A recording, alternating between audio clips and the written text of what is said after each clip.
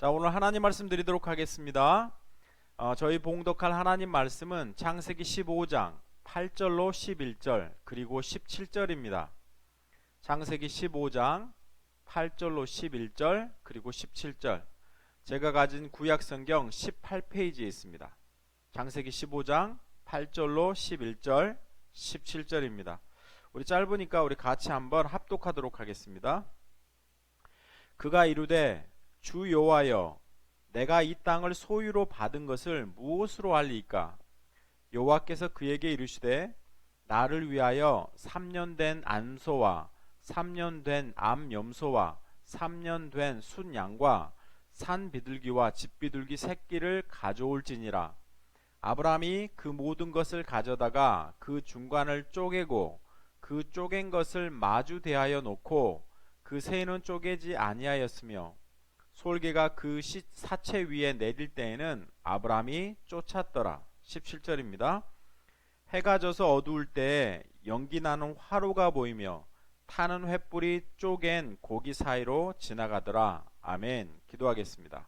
좋으신 아버지 하나님, 감사합니다. 오늘 하나님께서 우리에게 귀한 말씀 주셨습니다. 이 말씀을 통해서 하나님, 저희들이 오늘 어떻게 하면 아브라함이 하나님께서 허락한 구원을 확신하게 되었는지 살펴보면서 우리에게 허락한 구원도 더불어서 확인하고 확신하는 시간 될 수 있도록 하나님 인도해 주옵소서. 하나님, 이 말씀을 열어주셔서 말씀을 전하는 자나 듣는 자나 하나님 영적인 교감이 있게 도와주시고, 또 하나님이 우리 가운데 분명하게 말씀하고자 하시는 그 말씀을 하나도 빠뜨리지 않고 다 전하는 귀한 역사 있도록 인도해 주옵소서. 감사합니다. 예수님의 이름으로 기도드렸습니다. 아멘. 지난주에 저희들은 창세기 15장 6절, 아브라함이 여호와를 믿으니 여호와께서 이를 그의 의로 여기시고, 이 말씀을 저희들이 좀 나누면서 아브라함에게 주어진 어떤 믿음, 그리고 그 믿음을 통해서 구원받은 아브라함의 구원에 대해서 저희들이 좀 살펴봤습니다.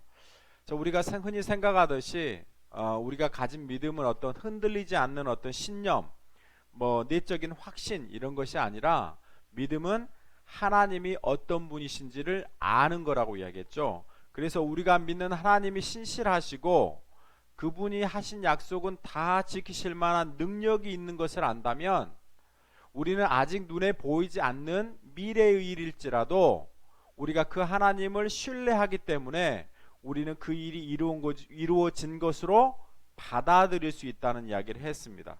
왜냐하면 이 세상 어느 피조물도 창조주 하나님을 막아서고 그의 의지를 꺾을 만한 세력과 능력이 있는 피조물은 이 땅 가운데 존재하지 않기 때문입니다. 그래서 하나님이 작정하신 것은 이미 이루어진 걸로 받아들여지는 것이 믿음이라고 했습니다. 그리고 아브라함은 이 어떤 믿음의 법칙에 의해서 하나님으로부터 구원을 받은 겁니다. 그래서 우리가 좀 구원을 생각할 때 우리는 자꾸 우리의 어떤 진심, 우리의 어떤 매달리는 마음, 우리의 확실한 어떤 그 확고함, 이런 것에 대해 집착하기 쉽지만, 더 중요한 것은 창세전에 하나님이 우리를 택하시고 부르신 하나님의 그 의지와 뜻이 우리 구원에 있어서 훨씬 더 우선합니다. 그래서 이 하나님의 어떤 의지와 뜻이 어느 순간에 우리가 예수님을 내 마음의 구세주와 주님으로 고백합니다라는 사건으로 이끌어가게 되어 있습니다. 그래서 물론 우리가 그 시간에 구원을 확인하는 것이지만, 더 우리의 구원보다 우선하는 것은 하나님이 우리를 창세전에 택하여 부르시고 계획을 가지고 계신다는 사실입니다. 그래서 우리가 어떤 이런 말을 하면 안 됩니다. 나는 믿어서 구원받았고 너는 안 믿어서 지옥 간다. 우리는 우리의 구원을 이런 식으로 자랑할 수가 없습니다. 왜냐하면 우리도 아브라함의 경우에서 보듯이 우리는 우리 구원을 위해서 보탠 것이 어떤 이득을 끼치고 아니면 공헌을 하고 이런 것이 하나도 없기 때문에 그렇습니다. 우리가 우리 인생의 밑바닥에서 허우적대고 있을 때 하나님께서 우리를 사랑하셔서 우리에게 구원을 허락해 주신 겁니다. 그래서 우리 자신에게 있어서 구원은 너무나 영광스러운 것이지만, 구원을 다른 사람과 비교해서 이런 식으로 받아들이는 것은 성경적인 방법은 아닙니다.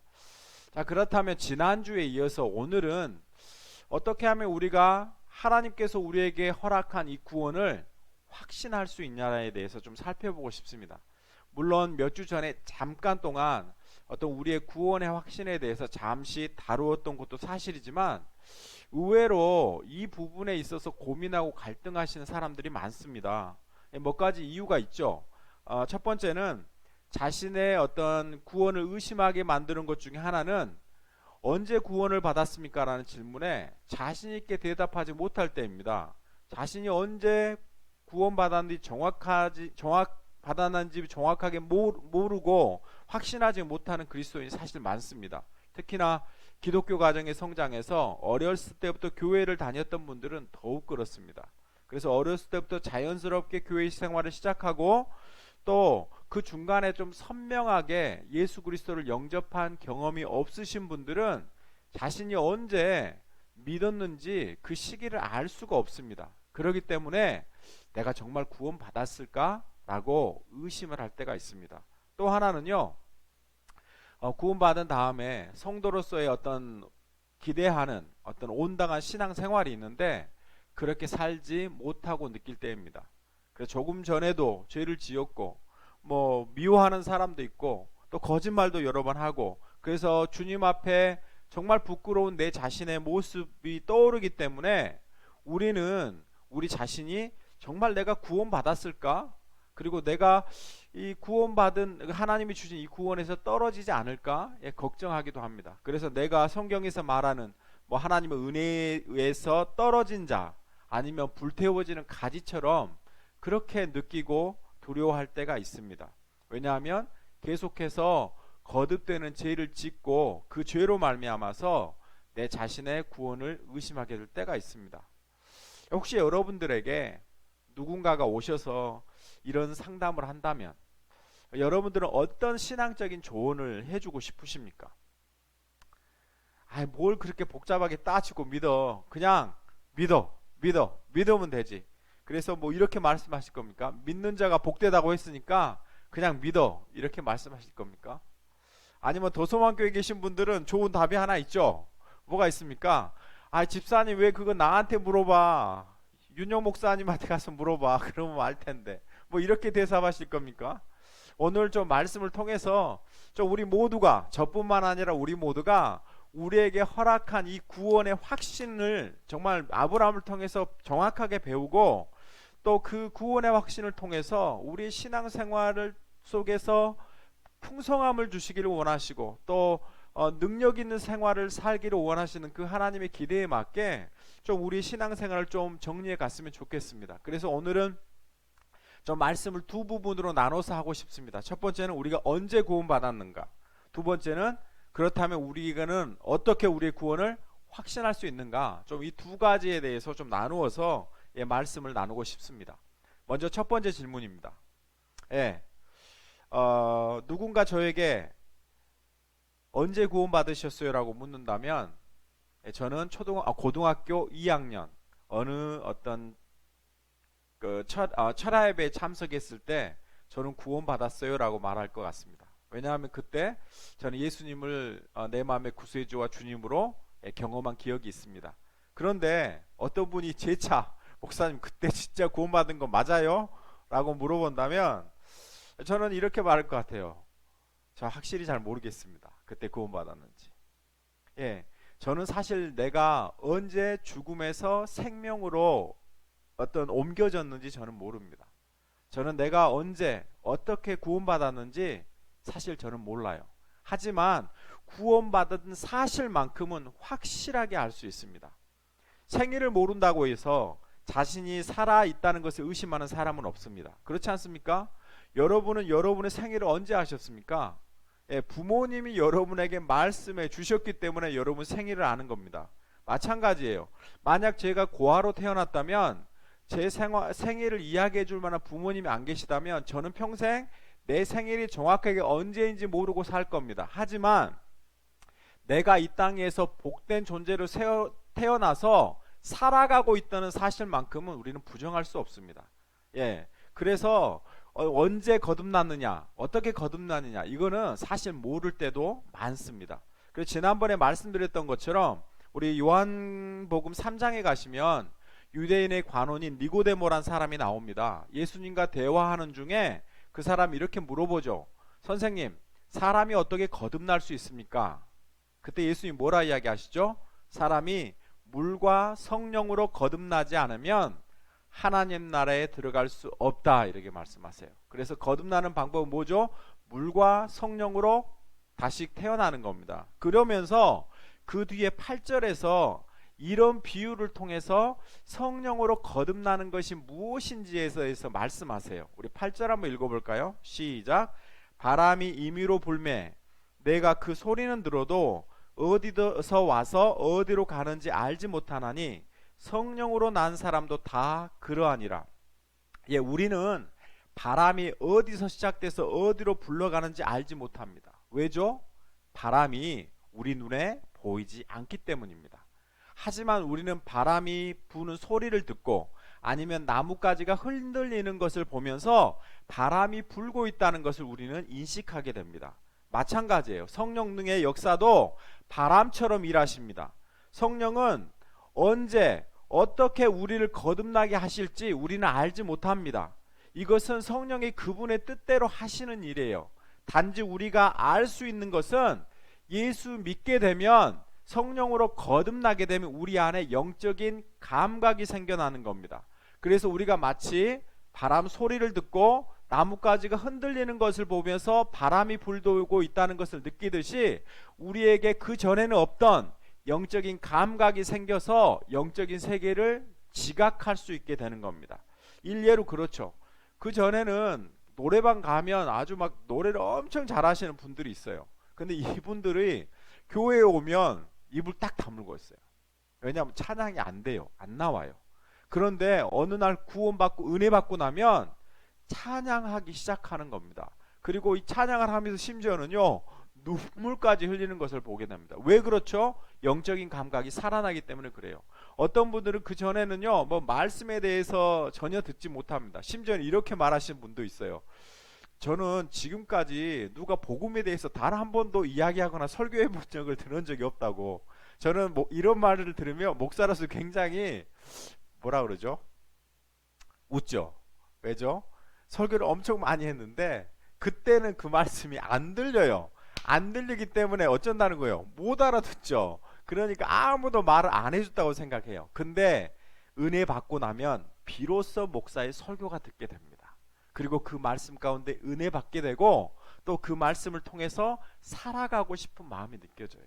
그리고 우리가 하나님의 뜻이 무엇인지 궁금해지고 하나님의 뜻대로 살고 싶은 그런 열정이 느껴져요. 그 전에는 세상 친구들하고 술 한잔하며 지내는 게 좋았는데 이제는 그 모임이 싫어져요. 그리고 교인들끼리 모여서 교제하는 게 좋습니다. 그리고 가끔씩 모여서 이야기를 나누다가 기도 제목을 나누다가 마음과 마음이 통하는 것을 느끼면 서로 얼싸안고 눈물 흘리며 기도하게 되죠. 이것들이 좋아진다고요. 왜 이게 가능하죠? 우리 안에 영적인 감각이 살아나기 때문에 이런 것들이 생겨나는 겁니다. 만약 성령의 역사가 없어서 우리가 구원받지 않았다면 우리는 이런 감각을 가질 수 없는 겁니다. 아마 오늘 아브라함도 마찬가지일 거예요. 아브라함도 언제 어디서 구원받았는지 그는 모를 겁니다. 처음으로 부르심을 받았던 갈대아 우리에서 구원받았을지 아니면 아버지를 통해서 끌려온 어떤 하란에서 구원받았을지 아니면 적과 꾸리는 약속의 땅 가나안 땅에 들어와서 그는 구원받았는지 모릅니다. 하지만 확실한 거 하나가 있죠. 뭐죠? 하나님이 아브라함 인생의 계획을 가지고 계시고 아브라함의 인생은 처음부터 끝까지 누구에 의해서요? 하나님의 계획과 은혜 아래서 이루어지고 있다는 것만은 결코 부인할 수 없는 겁니다. 이것이 우리 구원받은 사람들의 모습입니다. 자, 그렇다면 우리가 언제 구원받았는지가 정리가 되셨죠? 자, 그렇다면 두 번째 문제입니다. 어떻게 우리는 구원을 확신할 수 있냐는 거예요. 우리가 구원을 확신할 수 있는 근거가 뭐냐는 거예요. 예, 오늘 본문에 돌아가 보면요, 지난주에 아브라함은 조카 롯을 구해오고 두려움에 떨고 있는데 하나님이 나타나셔서 두려워하지 말라, 나는 내 방패다, 이렇게 말씀하시죠.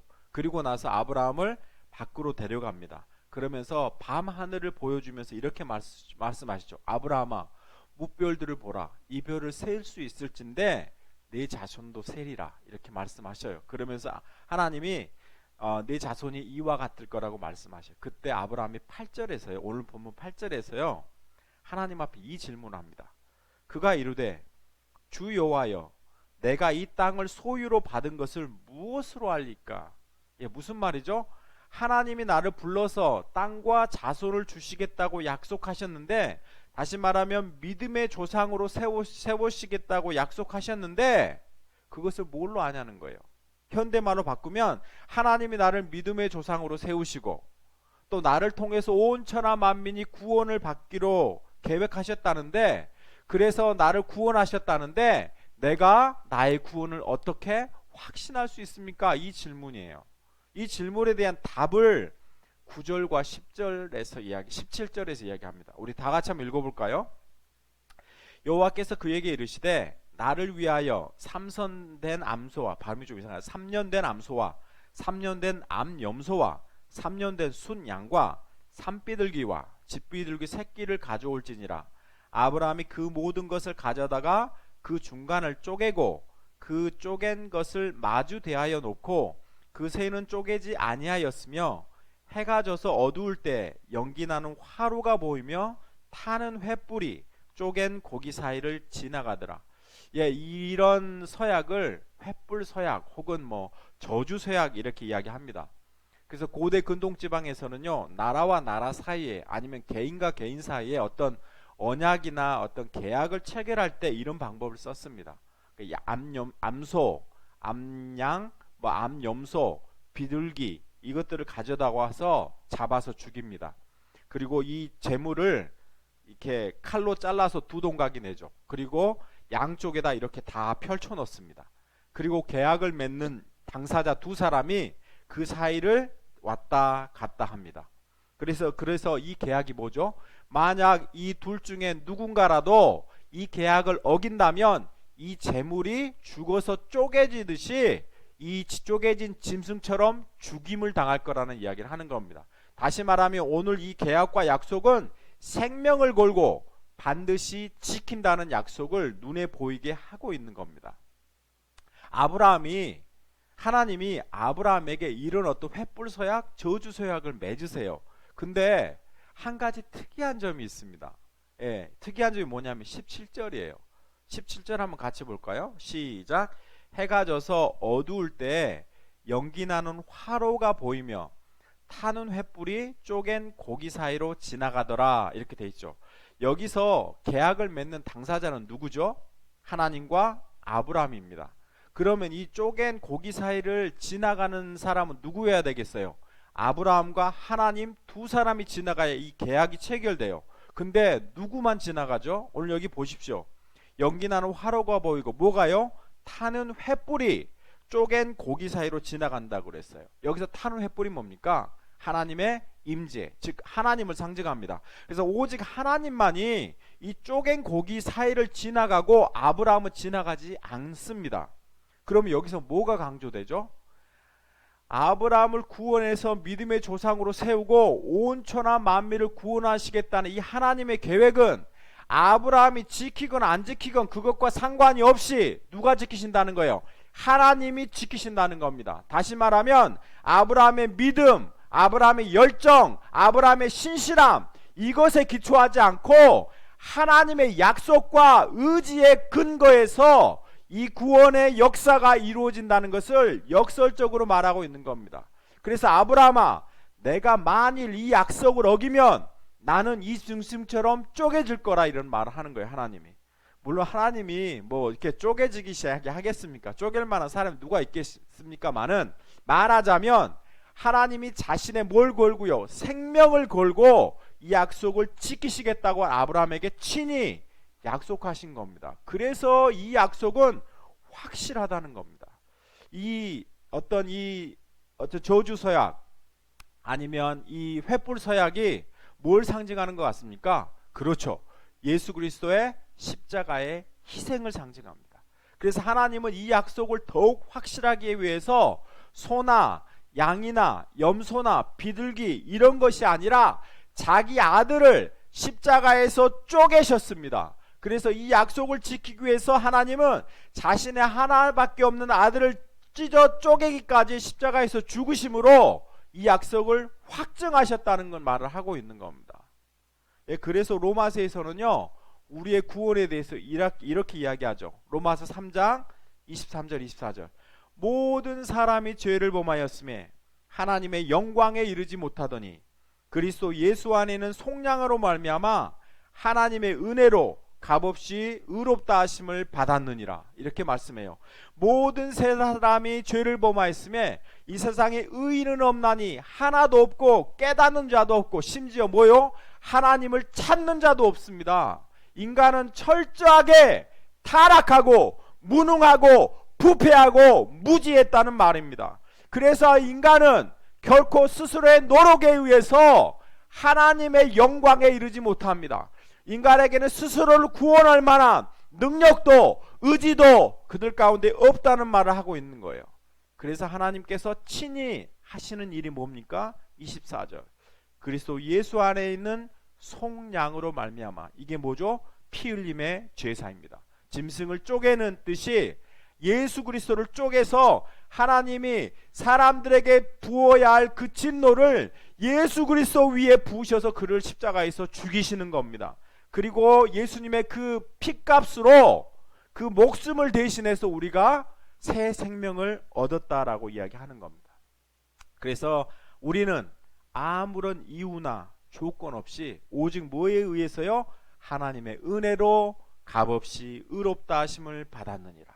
그래서 성경은 우리가 받은 어떤 구원이 전적으로 십자가를 통해서 하나님이 이루시는 일이라는 말을 하고 있는 겁니다. 그래서 우리 구원을 이루는 방법이 뭐라는 거예요? 십자가라는 겁니다. 그래서 이 십자가의 은혜를 덧입지 않고 누구도 하나님 나라에 들어갈 수 없습니다. 그래서 십자가의 도가 멸망하는 자에게는 미련한 것이지만 구원 얻은 우리에게는 뭐라고 이야기하죠? 하나님의 능력이라고 이야기합니다. 저주받아서 지옥에 가는 사람들은 십자가를 보면서 미련한 거라고 그럽니다. 하지만 구원은 우리에게는 뭐죠? 그 십자가가 우리를 구원하는, 하나님 앞에 죄인된 우리를 당당하게 세우는 능력이다라고 우리는 고백할 수 있는 겁니다. 그래서 우리의 구원은 오직 이 십자가의 희생을 통해서만 이루어질 수 있습니다. 그런데요, 제가 이렇게 십자가를 묵상하다가 보니까 이 십자가에는 두 가지 의미가 있어요. 하나는 제가 방금 설명했던 것처럼 죄를 용서하는 어떤 수단으로서, 방법으로서의 십자가입니다. 그래서 십자가는 죄인을 용서하시는 하나님의 방법이죠. 그래서 하나님이 죄인을 대신해서 그의 아들 예수 그리스도를 십자가에 죽이심으로 하나님의 모든 진노를 예수 그리스도 앞에 쏟아붓습니다. 그리고 예수 그리스도를 통해서 우리는 구원을 받습니다. 이게 바로 가장 일반적으로 이해하는 십자가의 은혜죠. 예, 아멘. 또 하나의 중요한 의미가 있어요. 그게 뭐냐면 오늘 아브라함이 물었던 질문에 대한 대답입니다. 아브라함이 뭐라고 물어보죠? 하나님, 제가 어떻게 이 땅을 하나님이 내게 주신 것을 알 수 있을까요? 이 질문에 대한 답이에요. 다시 말하면 뭔 말입니까? 하나님, 제가 어떻게 구원받은 것을 확신할 수 있을까요? 이것에 대한 답으로 하나님 뭘 제시하세요? 십자가의 희생을 제시하고 있는 겁니다. 무슨 말이죠? 하나님이 아들을 죽이시기까지 하셔서 나에게 허락된 구원이라면 이 구원은 도저히 흔들 수 없다라는 말을 하고 있는 겁니다. 하나님이 그 아들을 죽여서 우리에게 구원을 주시기로 작성하셨다면 이보다 더 큰 구원의 근거는 우리에게 없다라는 말을 하고 있는 겁니다. 이게 바로 뭐가 돼요? 십자가 자체가 우리의 구원의 확신이 되는 겁니다. 그래서 십자가는 우리를 구하는 방법일 뿐만 아니라 우리의 구원의 확실한 증거예요. 십자가를 보면 하나님의 뭐가 보여요? 하나님의 의지가 보이죠. 내가 내 아들을 죽여서라도 너희를 구원하겠다라는 의지가 보이는 겁니다. 그래서 우리는 이 십자가 안에서 우리의 구원을 확신할 수 있는 겁니다. 좀 적절한 예가 될지 안 될지는 잘 모르겠습니다. 저는 학교에서 일을 합니다. 요즘 학교에서 사실 총기 사고가 많이 납니다. 몇 달 전에 텍사스 어느 초등학교에서도 총기 사고가 있어서 여러 명의 아이들이 희생됐습니다. 저는 이 일이 나에게는 일어나지 않을 일이라고 저는 생각하지 않습니다. 어느 순간에 일어날 수 있는 일이라고 생각해요. 그러면서 가끔씩 이 일이 일어나면 나는 어떻게 하지? 나는 어떻게 행동해야 하지? 라는 생각들을 합니다. 그러면서 누군가가 만약 총을 들고 문을 부수고 우리 교실에 들어와서 아이들을 위협하려 한다면 나는 어떻게 행동할까? 이런 생각들을 가끔씩 해요. 그러면서 내가 죽어서라도 우리 아이들을 좀 지켜내야지라는 생각들을 합니다. 그리고 자꾸 제 머릿속에 스스로 다짐해요. 나는 그렇게 해야겠다. 물론 안 될 수 있습니다. 안 될 수 있지만 저는 사실 여러 번 생각합니다. 그렇게 머릿속에 주입하죠. 그런데 만약 이 일이 제 아들과 제 딸에 일어났다고 한번 생각해 보십시오. 이건 뭐 머리로 생각하고 뭐 고민할 따질 이유가 없죠. 뭐라고 이야기하죠? 나는 죽어도 좋으니까 우리 아이들 살려달라고 그럴 겁니다. 총기 든 사람들에게 빌어서라도 나는 아무렇게 해도 좋으니까 이 애들만이라도 밖으로 나가게 해달라고 이야기합니다. 뭐죠? 자식은 부모에게 있어서 생명보다 더 중요한 겁니다. 내가 죽더라도 자식이 살 수만 있다면 부모는 그 선택을 하지 않습니까? 하나님이 뭐라고 이야기하시죠? 하나님은 자신의 가장 귀한 아들을 누구를 위해서요? 우리를 위해서 십자가에서 죽이셨습니다. 이것보다 더 확실한 구원의 근거가 있으면 대보십시오. 이보다 더 확실한 구원의 근거는 없습니다. 전지전능한 하나님이 우리를 구원하기 위해서 그 아들까지 죽이셨다면 이보다 더 확실한 구원의 확신은 없는 겁니다. 그래서 우리가 우리의 구원을 확신할 수 있는 이유는 이 십자가의 사건 때문에 그랬습니다. 하나님이 예수 그리스도 그 아들을 죽이셔서 나에게 허락된 구원이라면 이 구원은 절대 실패하지 않습니다. 하나님은 무슨 일이라도 하셔서 우리에게 허락된 구원을 이루어 가실 겁니다. 아브라함은 우리가 아는 대로 믿음의 조상으로 세우심을 받습니다. 저희들도 아브라함처럼 믿음의 조상으로 세우심을 받을 겁니다. 왜죠? 예수 그리스도의 십자가 때문에 그렇습니다. 하나님이 우리에게 구원을 허락하기 위해서 그 아들까지도 우리에게 죽이셨다면 하나님은 우리가 믿음으로 조상으로 세워질 때까지 우리를 포기하거나 그 계획을 멈추시지 않을 겁니다. 그래서 지난주에 제가 읽었던 구절, 윤 목사가 제일 좋아하는 구절, 오늘 좀 힘있게 다시 한번 읽어보겠습니다. 정말 선포하듯이 힘있게 로마서 8장 38절 39절 같이 읽습니다. 시작. 내가 확신하노니 사망이나 생명이나 천사들이나 권세자들이나 현재일이나 장래일이나 능력이나 높음이나 깊음이나 다른 아무 피조물이라도 우리를 우리 주 그리스도 예수 안에 있는 하나님의 사랑에서 끊을 수 없으리라. 아멘. 이것이 저희가 구원받은 근거입니다. 구원의 확신이죠. 말씀을 맺죠. 우리의 구원은 누구에게 있습니까? 우리의 구원은 내 스스로의 어떤 믿음과 어떤 믿고자 하는 의지에 있지 않습니다. 우리의 구원은 하나님의 계획과 선택에 있고 하나님은 우리의 구원을 이루시기 위해서 그 아들을 십자가에서 쪼개어 죽이셨습니다. 그 예수 그리스도의 희생을 통해서 우리가 죄 용서받고 그 예수 그리스도의 희생이 오늘 내가 나의 구원을 확신할 수 있는 이유가 된다는 겁니다. 앞으로 누군가 언제 구원 받으셨어요? 말도 헷갈리네요. 언제 구원 받으셨어요? 라고 물어보면 자신 있게 뭐라고 이야기하실 겁니까? 여러분이 신앙 고백한 날을 이야기하십시오. 근데 여러분의 신앙 고백한 날이 잘 모르겠으면 뭐라고 이야기하죠? 잘 모르겠어요. 이렇게 이야기하세요. 그러면 그렇게 물어볼 겁니다. 아니 언제 구원받은지도 모르면서 어떻게 구원받으셨다고 확신하십니까? 그럼 뭐라고 이야기하죠? 하나님이 그 아들 예수까지 나를 위해서 십자가에서 죽이셨습니다. 더 이상 뭐가 필요합니까? 이렇게 대답하시면 됩니다.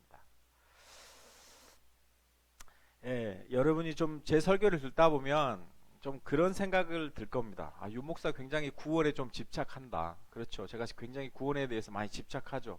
아마 그런 느낌을 받을 정도로 제가 어떤 구원에 대해서 자주 언급합니다. 왜냐하면 제가 중고등학교 때 정말 열심히 신앙생활했습니다. 주일 예배 빠지면 지옥 가는 줄 알고 정말 주일 예배, 수요 예배, 금요 철야 예배, 토요일 학생 예배, 주일 밤 예배 교회에서 하는 모든 어떤 예배와 활동들은 정말 열심히 참석했습니다. 그런데 문득 제 스스로를 돌이켜보면서 너무너무 제가 받은 구원이 불안했어요. 내가 죄에 빠져 있을 때, 내가 이렇게 살아도 하나님이 나를 구원해 주실까라는 생각들이 들었을 때, 그래서 제가 사람들한테 물어봤습니다. 어떻게 우리의 구원을 확신할 수 있냐고. 다 뭐라고 이야기해요. 성경에 약속했으니까. 아니면 뭐 마음으로 믿어 의에 이르고 입으로 시인해서 구원에 이르냐고. 너 마음으로 믿었어? 믿었죠. 입으로 시인했어? 시인했죠. 그럼 구원 받았다고.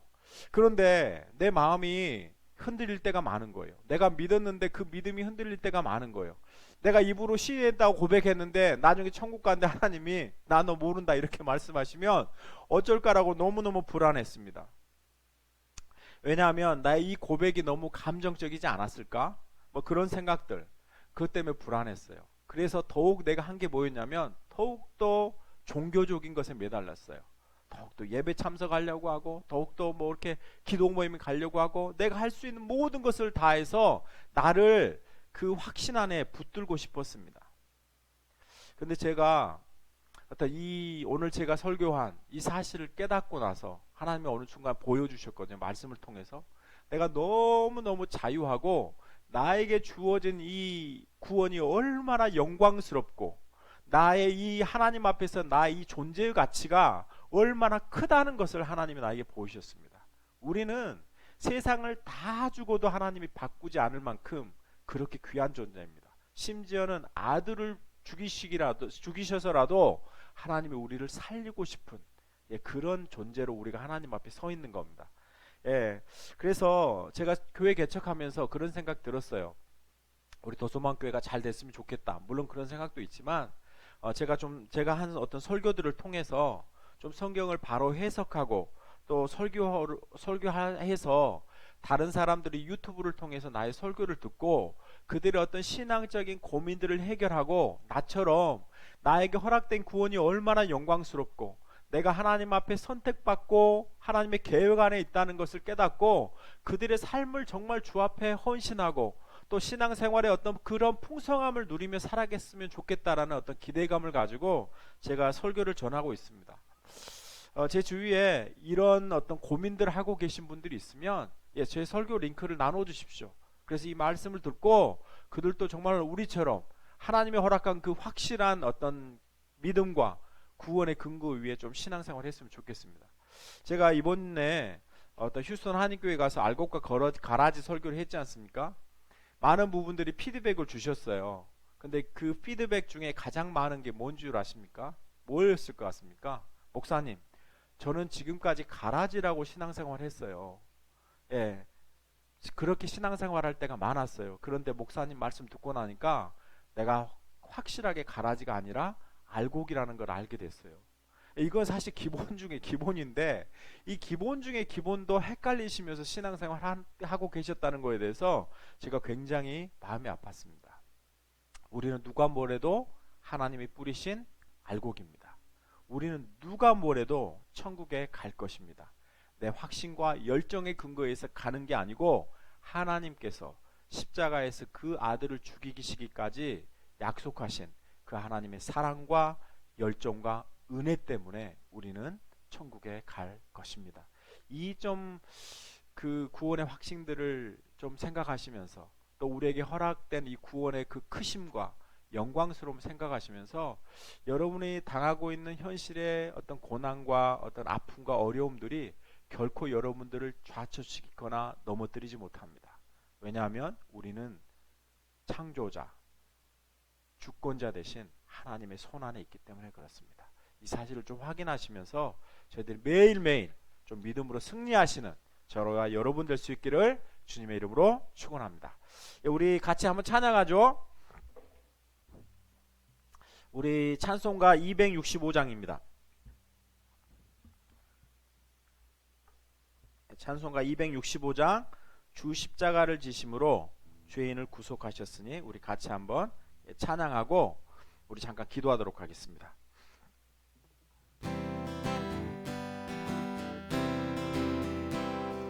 주 십자가를 지심으로 죄인을 구속하셨으니 가셨으니 그 피를 보고 믿는 자는 주님의 진노 면하겠네. 내가 그 피를 유월절 그 양의 피를 볼 때에 내가 널 넘어서 가리라. 흉악한 죄인 괴수라도 예수는 능히 구원하네. 온몸을 피에 담글 때에 주의 진노 면하겠네. 내가 그 피를 유월절 그 양의 피를 볼 때에 내가 널 넘어서 가리라. 4절입니다. 구주의 사랑, 구주의 사랑 크신 은혜 보혈의 능력 의지하세. 심판의 불이 내릴 때에 주님의 진노 면하겠네. 내가 그 피를 유월절 그 양의 피를 볼 때에 내가 널 넘어서 가리라. 내가 그 피를 유월절 그 양의 피를 볼 때에 내가 널 넘어서 한 번 더 고백하죠. 내가 그 피를 유월절 그 양의 피를 볼 때에 내가 널 넘어서 가리라. 아멘. 오늘 하나님께서 우리를 구원하신 이유는 십자가입니다. 그리고 이 십자가가 또한 우리에게 구원을 주신 하나님의 구원의 확신이 됩니다. 왜냐하면 하나님은 그 아들을 십자가에 죽이시기까지 우리에게 구원을 주셨으면 그 아들을 주시면 하나님은 다 주신 겁니다. 우리의 구원은 하나님의 은혜 안에 있고 하나님의 의지 안에 있음을 확인하는 겁니다. 이 시간에 하나님 저에게 강한 어떤 신앙적인 하나님 열심보다 정말 하나님의 복음을 이해할 수 있게 해주시고 이 하나님의 은혜를 받고 하나님의 영광된 구원을 깨닫고 저희들이 하나님의 영광에 살아가는 자들 될 수 있게 해달라고 우리 같이 한번 통성으로 기도하도록 하겠습니다. 기도하겠습니다. 좋으신 아버지 하나님 감사합니다. 하나님 우리의 구원이 우리를 통해서 난 것이 아니고 하나님의 은혜임을 고백합니다. 하나님이 그 아들을 십자가에 죽이셔서 하나님 우리에게 구원을 허락하셨고 하나님이 그 아들을 십자가에 죽이신 것이 하나님 우리의 구원의 확신임을 저희들이 배웠습니다.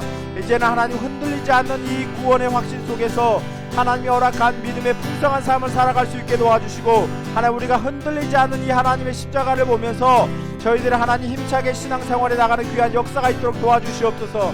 그래서 우리의 현실이 아무리 힘들고 어려워도 우리가 아무리 못나서 넘어질지라도 하나님 결코 우리에게 허락한 구원은 흔들리지 않는 것임을 깨닫고 저희가 믿음으로 나가는 귀한 역사 있도록 하나님 붙잡아 주시고 하나님 인도하여 주시옵소서. 하나님 역사해 주시고 하나님 붙잡아 주시옵소서. 좋으신 아버지 하나님 감사합니다. 하나님 오늘 말씀을 통해서 하나님 예수 그리스도의 그 십자가의 희생으로 저희들이 구원을 받았고 하나님께서 그 아들 예수 그리스도의 십자가에서 죽이신 것이 우리 구원의 확신의 근거라는 것을 저희들이 배웠습니다. 하나님 이제는 이 십자가를 붙잡고 저희들이 승리하는 삶을 살게 도와주십시오. 하나님 제가 소원하기는 하나님 우리 더소망교회 교인들의 영적인 눈들을 열어주셔서 하나님 창세절에 하나님이 계획하신 이 구원이 얼마나 영광스러운지를 깨닫게 하시고 이 구원을 이루기 위해서 하나님의 행하신 그 십자가의 능력이 얼마나 크고 귀한 것임을 우리의 심령 속에 깊이 깨닫게 하셔서 우리의 삶의 문제로 인해서 조그만 죄의 유혹으로 인해서 저희들이 비록 넘어질지라도 다시금 일어서서 일어서서 영광스러운 하나님을 찬양해가는 믿음의 질주를 다해갈 수 있도록 하나님 붙잡아 주시옵소서. 그래서 세상의 어떤 유혹과 핍박과 어려움과 실패 속에서도 우리의 구원은 절대 좌초되지 않는 것을 깨닫고 항상 믿음 가운데 승리하며 가는 영혼 되도록 하나님 붙잡아 주시옵소서. 이제는 속히 오실 우리 주 예수 그리스도의 은혜와 만극하신 아버지 하나님의 사랑하심과 성령님의 감동감화 역사 충만하심이 오늘 우리를 구원하신 하나님의 그 사랑을 깨닫고 또 십자가가 우리를 구원한 하나님의 방법이요 우리가 우리의 구원을 확신할 수 있는 방법임을 깨닫고 이제는 하나님의 영광스러운 구원을 매일의 삶 속에서 고백하며 승리하기로 결단한 사랑하는 성도들의 머리 위에 지금으로부터 영원토록 함께 하시기를 간절히 축원하옵나이다. 아멘.